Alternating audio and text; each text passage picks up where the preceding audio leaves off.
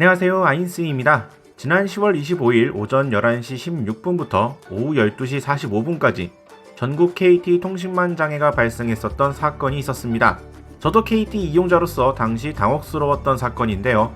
지금 이 사건에 대한 보상이 말이 많습니다. 과연 왜 이런 것인가에 대해 개인 이용자 기준으로 간단히 정리해보도록 하죠. 우선 KT의 초고속 인터넷 서비스 이용 약관 중 손해배상 항목에는 다음과 같이 명시되어 있습니다. KT는 이용 고객에게 책임없는 사유로 서비스를 이용하지 못한 경우에 그 뜻을 회사에 통지한 시간과 회사에서 인지한 시간 중 빠른 시간을 기준으로 연속 3시간 이상 서비스를 제공받지 못하거나 1개월 누적 시간이 6시간을 초과할 경우 서비스를 제공받지 못한 시간에 해당하는 청구 금액의 6배에 상당한 금액을 기준으로 하여 이용 고객의 청구에 의해 협의하여 손해를 배상합니다. 참고로 5G 서비스 이용 약관에는 연속 3시간 이상, 1개월 누적 시간이 6시간을 초과할 경우 월 정액과 부가 사용료의 8배 상당한 금액을 기준으로 협의하여 손해배상한다고 나와 있습니다. 이 항목으로 인해 초기 KT는 배상이 어렵다고 나왔었죠. 실제 장애 시간은 연속으로 약 1시간 반가량, 약관상 안내된 3시간의 절반밖에 되지 않았습니다. 하지만 이것이 오히려 문제로 지적되며 사과문이 게시되었고 KT에서는 사과문과 함께 장애 시간의 10배 수준이 되는 15시간에 해당하는 이용료를 감면해준다고 안내문을 내놓았죠. 소상공인은 개인 고객과 달리 10일치에 해당하는 이용료 감면을 내세웠습니다. 여기서 개인 이용자의 보상 금액이 얼마나 나왔는가 살펴보게 되면 평균 1,000원 수준의 보상 금액이 나왔는데 그 이유가 과연 무엇인가? 자, 이제 예시를 들어보겠습니다. 1기가 속도를 제공하는 인터넷 에센스 요금을 3년 약정으로 할 경우 월 48,500원의 요금이 나온다고 되어 있습니다. 이 38,500원을 한 달 30일 기준으로 나누면 하루 요금은 약 1283.33333, 대충 약 1,300원이라고 가정을 하죠. 이것을 시간당으로 나누면 54.1666666, 대략 55원 정도로 잡을 수 있습니다. 이것을 배상 시간인 15시간으로 곱하면 825원이라는 액수가 잡힙니다. 실제 고객들이 사용하는 요금에 따라 차이가 있겠고 계산 과정에서 반올림을 했었기 때문에 실제에는 약간 차이가 있겠지만 대략 이런 식으로 보게 되면 15시간의 보상액은 터무니없이 적은 액수가 잡히게 됩니다. 실제로 저는 현재 KT의 인터넷 에센스 요금을 이용하고 있으며 지난달 실 청구 금액 39,570원이 나왔던 저는 인터넷 보상액이 464원 책정되었습니다.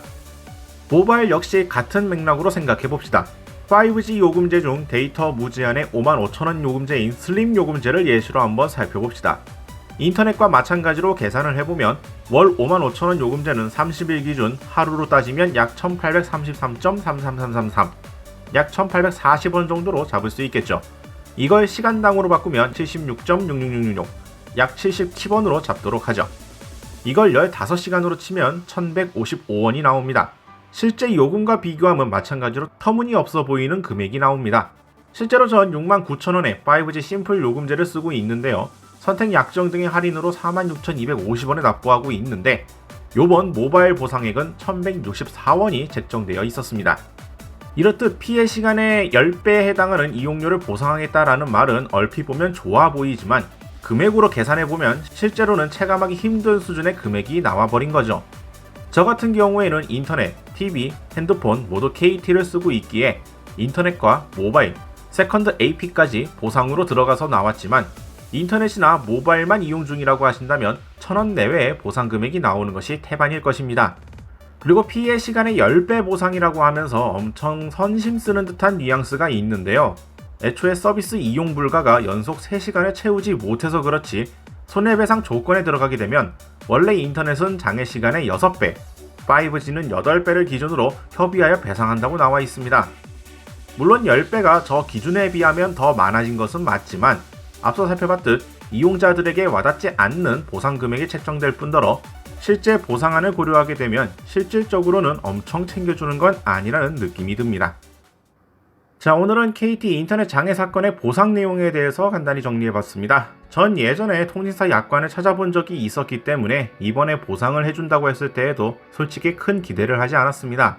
계산해보면 어차피 거의 푼돈 수준의 보상 금액이 나올 것이 뻔하기 때문이죠. 그리고 아니나 다를까 예상대로 체감이 미비한 수준의 보상이 나와 여론이 불탔습니다. 물론 제시한 기준에 따르면 제대로 계산된 보상 내역이겠지만 애초에 보상 기준이 문제라는 말도 많았습니다. 이번 사건을 계기로 문제들이 해결되었으면 좋을 것 같네요. 대신고는 여러분들의 궁금해할 정보를 전달하기 위해 노력하도록 하겠습니다. 다음에 또 다른 소식 정보와 함께 돌아오도록 하죠. 시청해주신 분들 감사합니다.